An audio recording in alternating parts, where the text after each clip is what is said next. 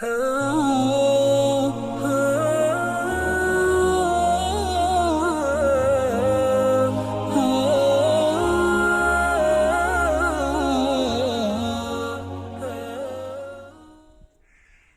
آصف بلند شہر سے معلوم کر رہے ہیں بچے کے کان میں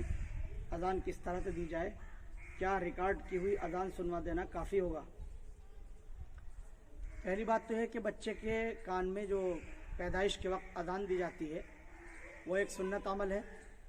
اور کوشش اس بات کی کرنی چاہیے کہ جس طرح سے وہ ثابت ہے اسی کے مطابق ہم کریں۔ چنانچہ اس کا طریقہ یہ ہے کہ قبلہ رخ کھڑے ہو جائیں اور بچے کو اپنے ہاتھوں میں اٹھا لیں،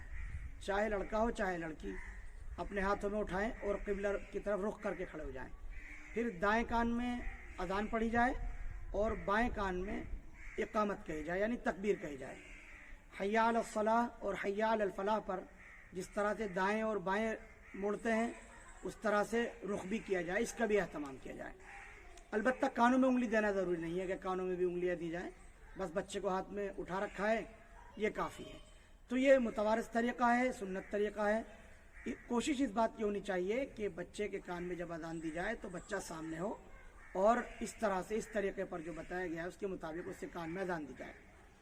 البتہ اگر کوئی عذر آ گیا ہے، کوئی اذان دینے والا نہیں ہے، کسی بھی طرح سے کوئی نوعیت بن نہیں رہی ہے بچے کے کان میں فوراً اذان دینے کی،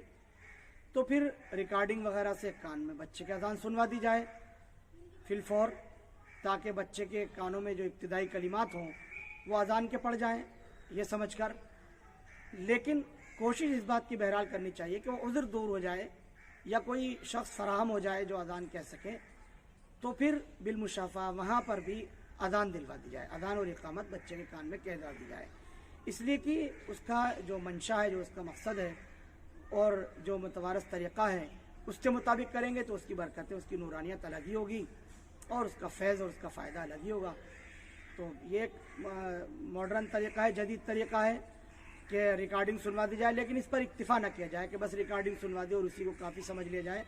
بلکہ جب کوئی شخص ایسا میسر ہو جو اذان و اقامت دے سکے بچے کے کان میں تو اس طریقے کو اختیار کرنا چاہیے، اپنانا چاہیے۔